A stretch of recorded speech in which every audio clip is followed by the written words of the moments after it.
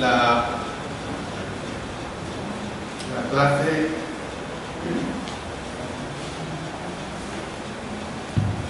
clase pasada, hermanos, comenzamos a ver un tema: cómo hacer frente al rechazo, y dejamos establecido sobre todo el rechazo que sufrió nuestro Señor Jesucristo. Dejamos establecido cómo es que Él hizo frente a ese rechazo. Pero ahora vamos a ver la aplicación de cómo es que Él hizo un verdadero frente al rechazo. Entonces, esto es importante porque nos deja a nosotros bien claro lo que vamos a ver, cómo es que nosotros tenemos que comportarnos frente al rechazo que en una u otra ocasión vamos a enfrentar, vamos a sufrir. No se ponga usted a pensar en el rechazo que ya ha pasado, porque eso es pasado, sino que póngase a pensar en el rechazo que puede recibir de una o de otra manera. Entonces, vamos a ver cómo hizo frente Jesús a ese rechazo. Qué triste que para Jesús fue desechado por sus propios coterráneos, fue desechado por sus propios compatriotas, fue desechado por sus propios amigos, fue desechado por sus vecinos, todos quienes le habían visto a Él crecer desde la niñez. Y la pregunta del momento que nos podemos hacer: ¿cómo es que hizo frente Jesús a ese rechazo? También nos podemos hacer otra interrogante: ¿qué fue lo que lo capacitó para hacer frente al rechazo y superarlo? Porque esta es una realidad. ¿Y cómo podemos hacer frente nosotros al rechazo cuando se nos presenta? Entonces vamos a ver una serie de sugerencias que están precisamente relacionadas con el texto que hemos venido estudiando, ya sea en Mateo, en Marcos y en Lucas. Vamos a ver al menos 7 maneras de cómo hacer frente al rechazo. En primer lugar, Él pudo hacer frente al rechazo porque lo esperaba. O sea, para Él no fue algo nuevo. Él sabía que iba a ser rechazado. Por ejemplo, lo que hemos venido estudiando en Marcos capítulo 8 y el versículo 31. Y comenzó a enseñarles que le era necesario al Hijo del Hombre padecer mucho y ser desechado por los ancianos, por los principales sacerdotes, por los escribas, y ser muerto y resucitar después de 3 días. O sea, Él estaba preparado, pudo hacer frente al rechazo porque lo esperaba, era parte de su misión. Y la única manera de evitar ese rechazo hubiera sido no aventurarse a nada. Por ejemplo, en cuanto a predicar la palabra, usted sabe que la gente es dura. La gente por naturaleza no es receptiva a las cosas de Dios. A la gente le agrada el placer. A la gente le agrada la diversión, a la gente le agrada el día domingo salir para la playa, para un paseo. Entonces es bien fácil que cuando usted se decide a evangelizar, usted va a ser rechazado. Yo recuerdo cuando era un estudiante allá en Texas y que en el segundo verano a otro hermano y a mí nos mandaron en los 2 meses para ayudar a una congregación en California, específicamente en la ciudad de Santa Paula.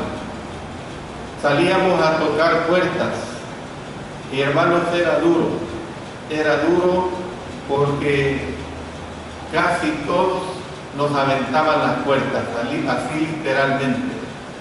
así literalmente nos aventaban las puertas, nos rechazaban. La gente no quería oír de las cosas de Dios.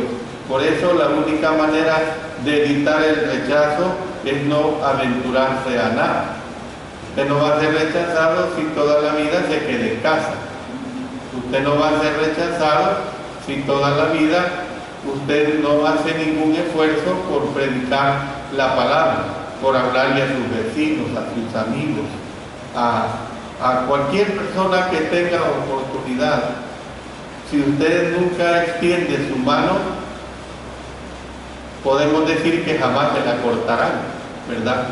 Jamás se la cortarán, pero tampoco alcanzará nada. ¿Ven? Esperar el rechazo preparó a Jesús mentalmente, ¿no? Y esa es la realidad. Él esperó el rechazo y lo preparó mentalmente. Y ese es el mejor ejemplo que nosotros tenemos. En segundo lugar, el Señor Jesucristo pudo hacer frente al rechazo porque Él tenía una relación especial con Dios. Si nosotros tenemos esa relación especial con Dios, vamos a poder hacer frente al rechazo.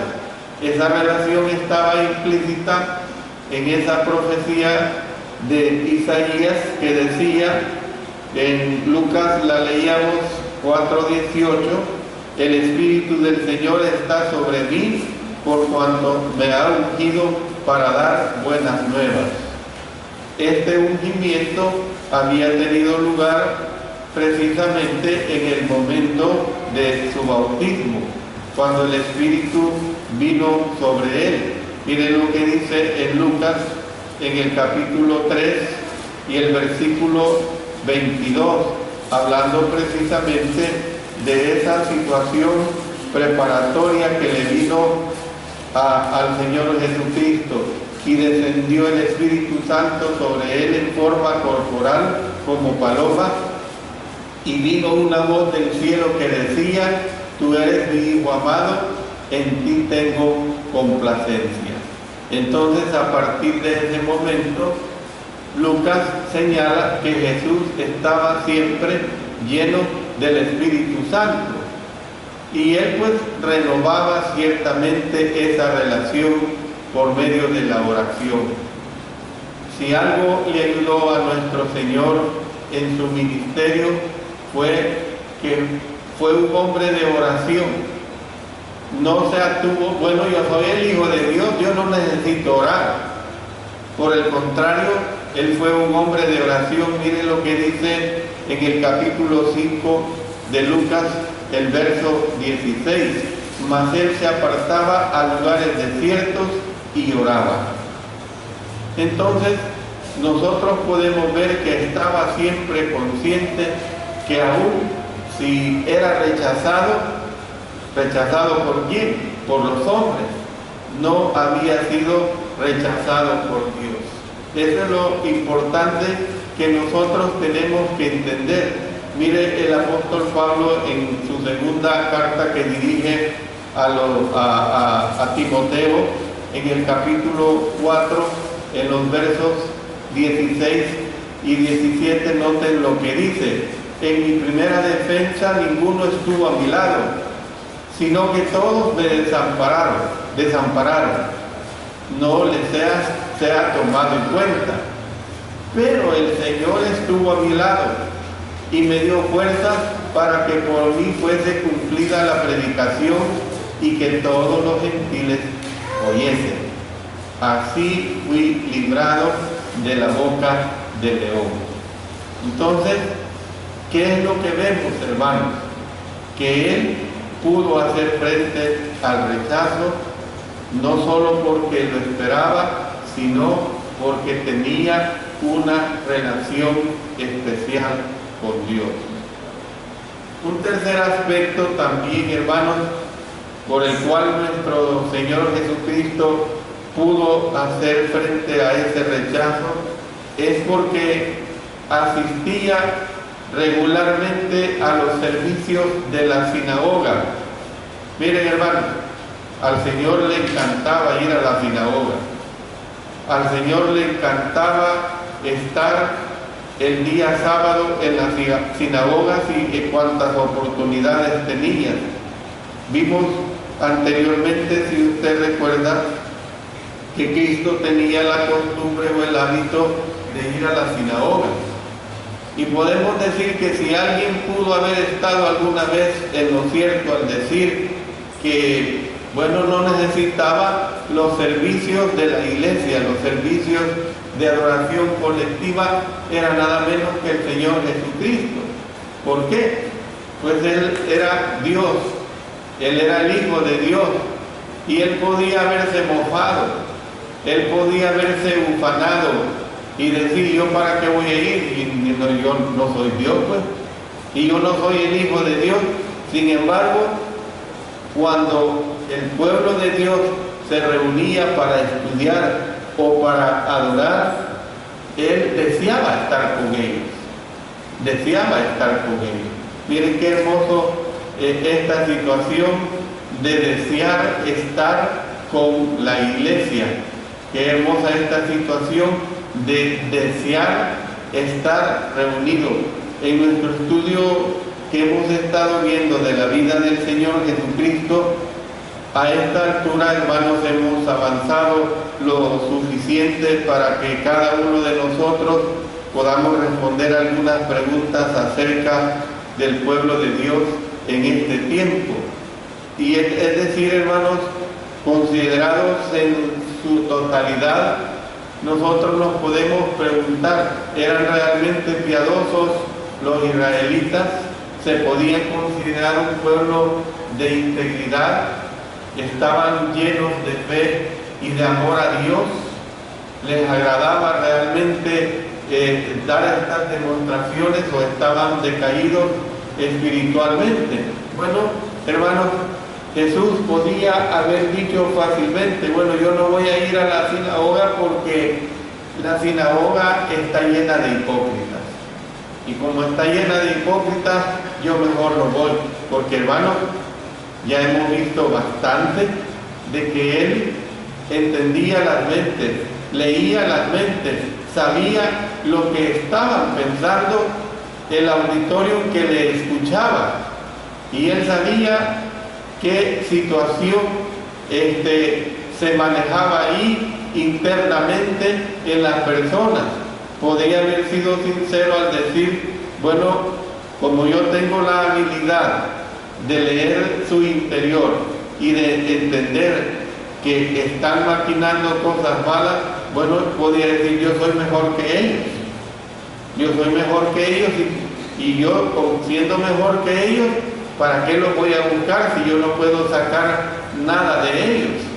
Bueno, realmente no procedió de esa manera. Cristo no iba a la sinagoga porque los adoradores tuvieran una relación perfecta con Dios.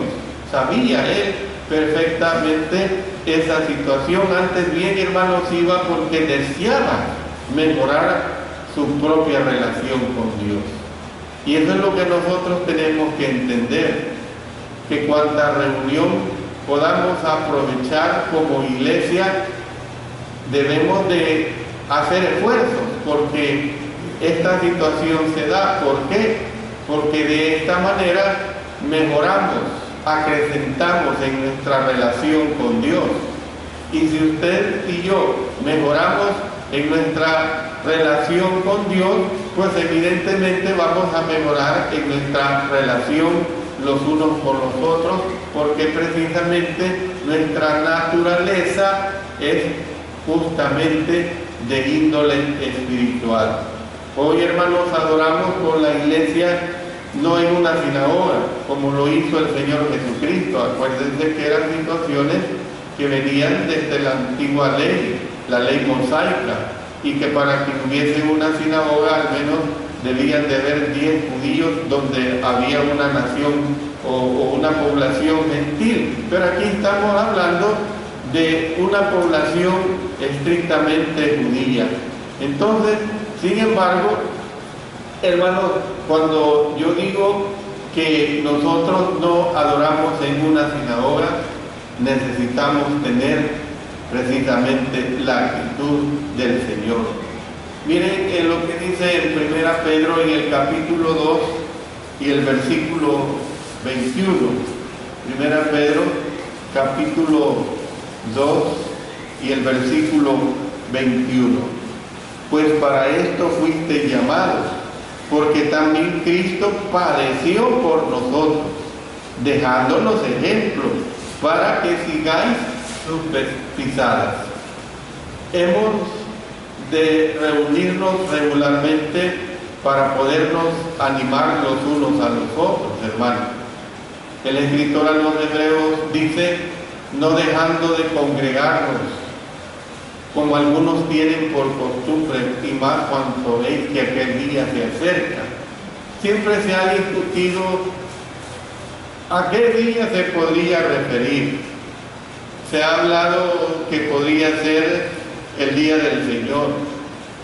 Se ha hablado que podría ser el día de la venida de nuestro Señor Jesucristo. Lo importante, cual sea el día que se acerca, hermanos, es que nosotros debemos de congregarnos para tener mente y corazón y acciones que realmente nuestro Señor nos acepte. Por eso, hermanos, tenemos que entender que el apoyo de nuestros hermanos, de nuestras hermanas en Cristo, puede ayudarnos cuando nosotros somos rechazados por el mundo. Usted puede ser rechazado por el mundo. Usted puede ser rechazado por su familia sanguínea. Mire, no me lo está preguntando. A esta altura de nuestra vejez, hermanos, no tenemos casi relación con la familia sanguínea. Por el lado mío, yo casi no tengo relación con la familia sanguínea. ¿Por qué? Porque son gente que no quiere hacer la voluntad de Dios. Son gente que les agrada vivir en orgías. Son gente que desde el día viernes están pensando en salir al rancho en la playa y regresar ya el domingo cabizbajo para ir a trabajar el día lunes a derrochar dinero. ¿Ve? Pero ¿qué es lo que sucede si yo tengo la familia en Cristo Jesús? Con la familia en Cristo Jesús es totalmente diferente. Toda mi vida la he dedicado, ya puedo decir que casi toda mi vida. Obedecí a los 18 años, pero antes de eso había pasado por lo menos año y medio estudiando las Sagradas Escrituras a través de los cursos bíblicos. Así que ya puedo decir que la mayor parte de mi vida ha sido una relación completamente de índole espiritual.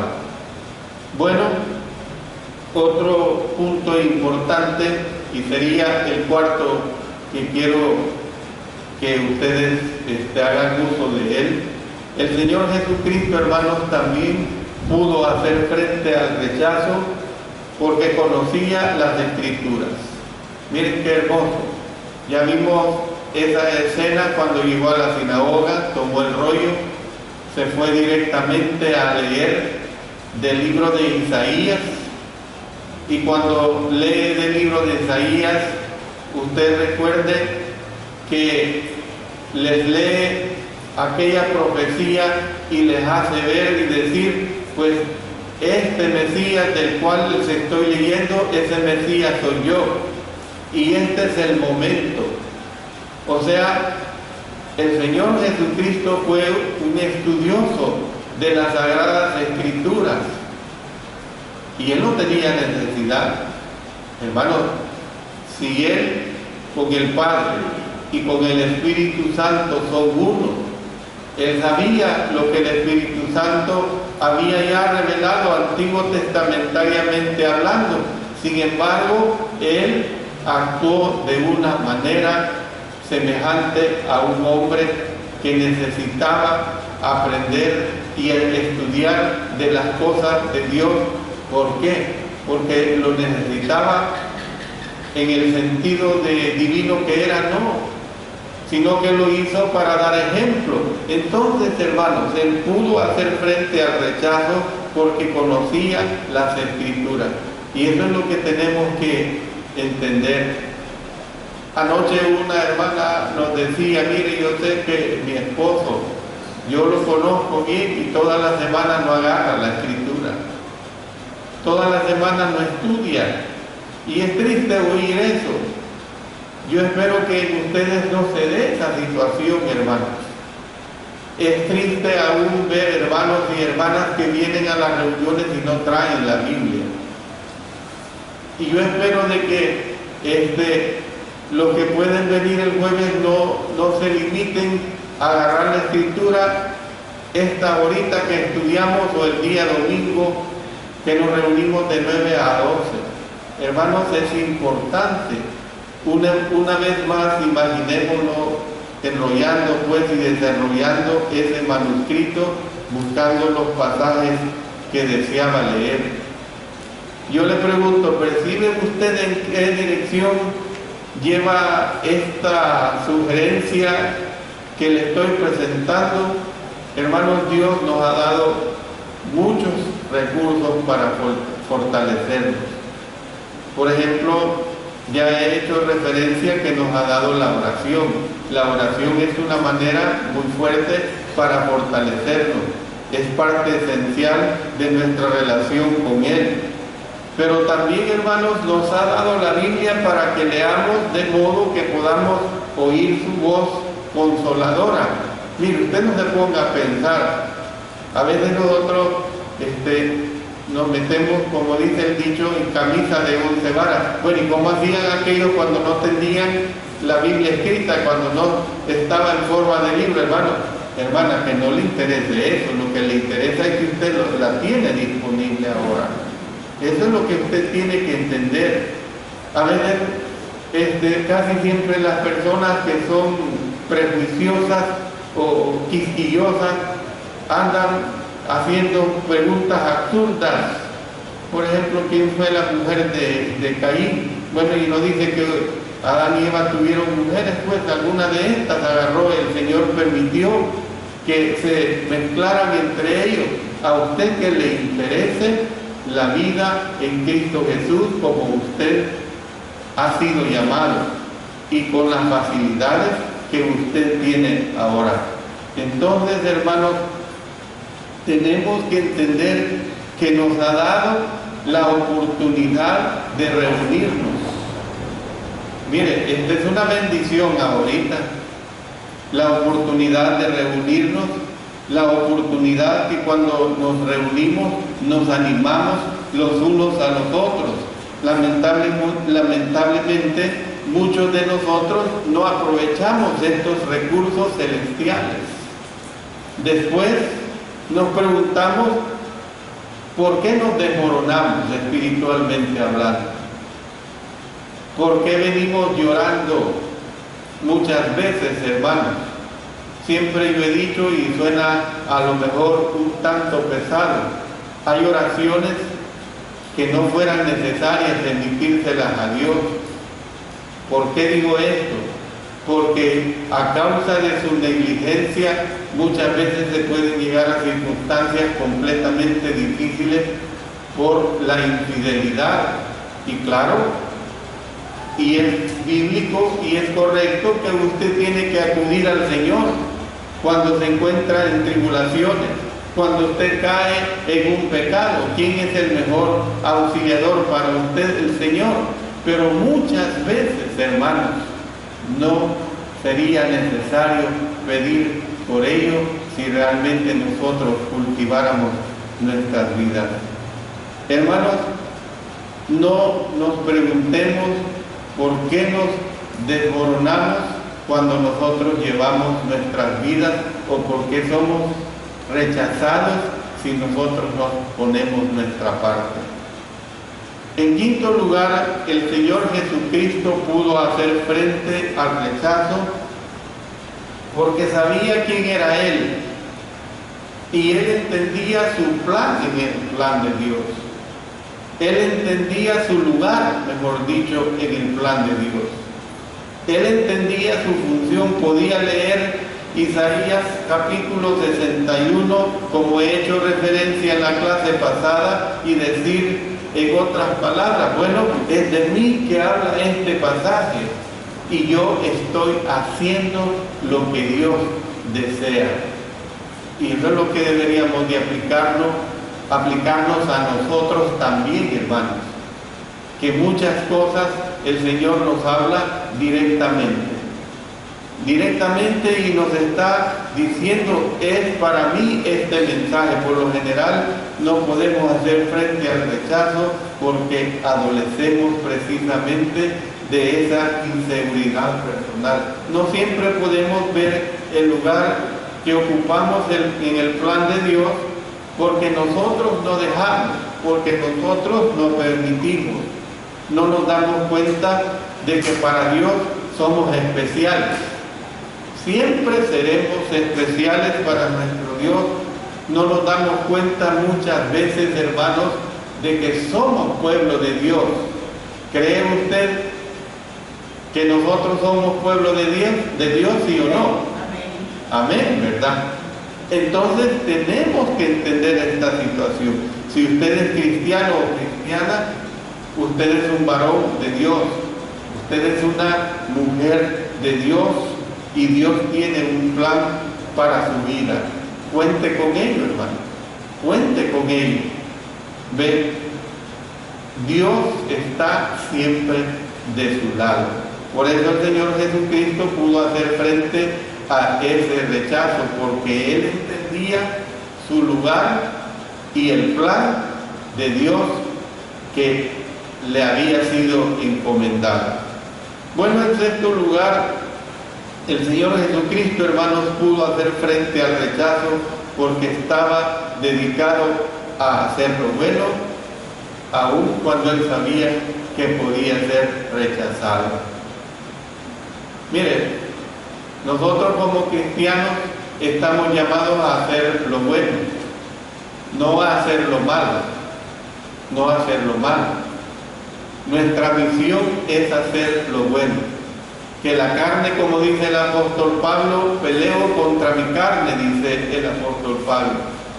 Es una lucha que mantengo, ¿ve? Pero nosotros estamos llamados a hacer lo bueno. Él pudo hacer frente al rechazo porque Él estaba resuelto, Él estaba dedicado a hacer lo bueno, aun cuando podía ser rechazado. Cuando habló al pueblo de Nazaret, tuvo que estar consciente de la clara posibilidad de que no le iban a recibir. Él sabía que no le recibirían, pero Él les dio una oportunidad. Él les presentó la oportunidad. ¿Ve? No le recibirían, pero lo dijo de todos modos. Y entonces, hermanos, cuando seamos rechazados, es muy tranquilizante saber que hemos hecho lo que Dios deseaba. ¿Ve? Usted puede ser rechazado por las cosas de Dios. Y si es rechazado por hacer la voluntad de Dios, lo que le debe tranquilizar es que usted ha hecho lo que Dios deseaba. Es decir, pasándolo más enfáticamente, usted ha hecho lo que Dios desea que usted haga. En séptimo lugar, Él pudo hacer frente al rechazo porque jamás permitió que el rechazo lo desanimara, hermanos, hasta el punto de rendirse. El Señor Jesucristo, cuando lo vemos rendido, es decir, rendido en el sentido de bajar la guardia, rendido en el sentido de ofrecerse hasta la muerte de cruz. Mire, solo tiene que pensar usted ese sufrimiento de cuando él está diciendo al Señor, su Padre, Padre, si es posible que pase de mí esta copa. Eso fue duro para él, pero él siguió adelante, hermanos, siguió totalmente adelante. Muchos cristianos infieles, hermanos, podrían precisamente beneficiarse con esta lección que estoy presentando acá. Pero lo más duro y lo evidente es que el cristiano infiel no desea, precisamente por eso es infiel. Y usted, hermano, usted, hermana, para que usted pueda tener esos beneficios múltiples de estas circunstancias que en la vida se le pueden presentar en relación al rechazo, en relación a cualquier situación tormentosa que sea, en relación precisamente a lo que es vivir por Cristo Jesús, usted tiene que entender todas estas condiciones que el Señor tuvo. En esta lección, hermanos, he recalcado el rechazo por parte del mundo. Fíjense bien lo que voy a decir ahorita. He hecho ver el rechazo de parte del mundo. Hablo de un cristiano a cristianos. Hablo a un auditorio que es ahorita en un 98%, en un 98%,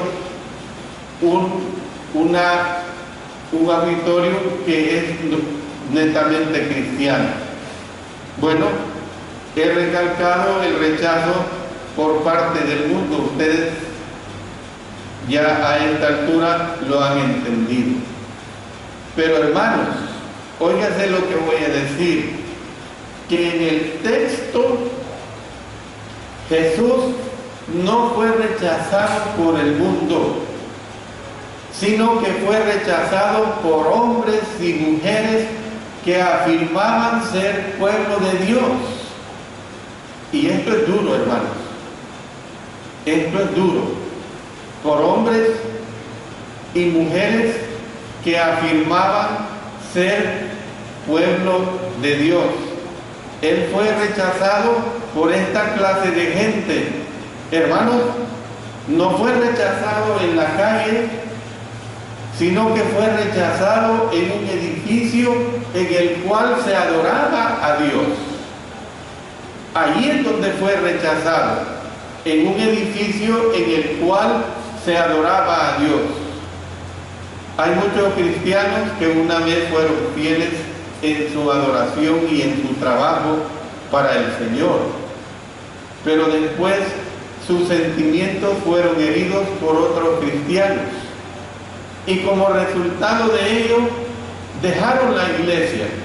Qué triste, hermano. Y dejar la iglesia es dejar a Cristo Jesús.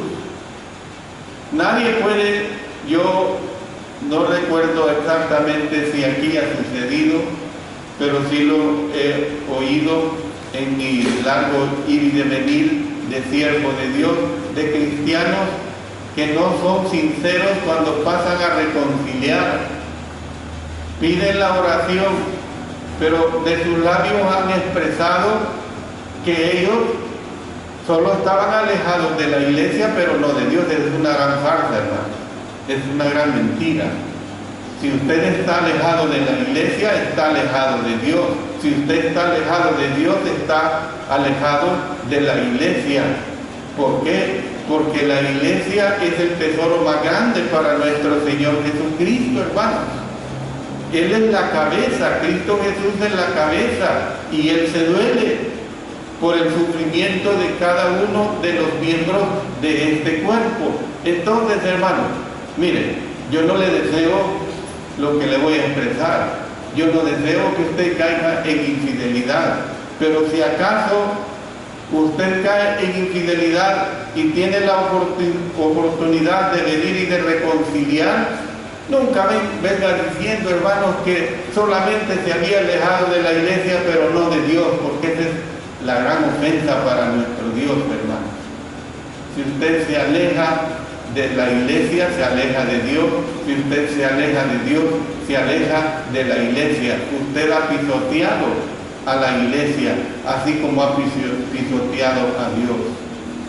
Entonces, hermanos, tenemos que entender que esta situación es una situación en la cual nosotros debemos de ponerle cuidado. Jesús no solo fue rechazado por el pueblo de Dios, sino que incluso trataron de matarlo. Ya hemos visto en la clase pasada que lo llevaron a la parte alta, y ya hemos visto que una de las formas era no solo de lapidarlo, o sea, apedrearlo, sino que una de las formas de matarlo era dejarlo caer del punto más alto y que viniera rodando, y de ribete dejar rodar grandes piedras para que estas piedras lo terminaran de deshacer, hermanos, lo terminaran de aplastar. Hermanos, Jesús no solo fue rechazado por el pueblo de Dios, sino que incluso trataron de matarlo. Bueno, que yo sepa, ninguno de los cristianos infieles que he conocido ha sido amenazado de muerte por otros miembros de la iglesia, tal vez en otros países, pero al menos aquí no sé de esa situación. Y yo le pregunto a usted, ¿amargó esto a Jesús en cuanto a la adoración en público? ¿Se resolvió nuestro Señor Jesucristo a no volver a adorar más en la sinagoga? No, ya no voy a la iglesia porque allí hay 1, 2, 3 hermanos que me ofendieron. No, ya no voy a la sinagoga porque allí hay 4 o 5 judíos, fariseos o no fariseos, escribas o no escribas, mis amigos de la infancia, aquellos que me vieron crecer, aquellos a quienes les hice una mesa, aquellos a quienes les reparé el arado, ahí están esos desagradecidos. Yo ya no voy. ¿Para qué ir a la sinagoga si ahí hay un atajo de hipócritas? No. El Señor Jesucristo no se comportó así, de esa manera, sino que vemos nosotros, Lucas nos narra que Cristo entró en la sinagoga de Capernaum. Y miren qué hermoso, miren lo que dice en Lucas en el capítulo 4, en los versos 31 y 33. Miren lo que dice: descendió Jesús a Capernaum, ciudad de Galilea, y les enseñaba en los días de reposo. Estaba en la sinagoga un hombre que tenía un espíritu de demonio inmundo, el cual exclamó a gran voz. Hizo uso de sus poderes milagrosos, hermanos. Llegó a la sinagoga a sabiendas de qué clase de gente había allí. Después de haber sido rechazado en una sinagoga, él asistió a otra sinagoga. Iba de sinagoga en sinagoga. El Señor, hermanos, no permitió que la debilidad de los seres humanos afectara su compromiso de hacer lo bueno. El Señor no permitió que los hipócritas le detuvieran para hacer la voluntad de su Padre. Por más que le afecte a usted, hermano, el rechazo, hermanas, el rechazo, por más noches en vela que le haga pasar, yo le digo a usted, resuélvase a que ninguna persona, a que ningún hermano, que ninguna hermana, por carnal que sea, le impida hacer lo que usted debe ser espiritualmente hablando, que le impida lo que usted debe hacer como un cristiano, como una cristiana fiel. Bueno, Con esta clase de compromiso para con el Señor, uno puede hacer frente a cualquier situación. Con esta clase de compromiso, uno puede hacer frente a cualquier tipo de rechazo que se le pueda presentar en la vida. Si usted realmente está resuelto a esta situación.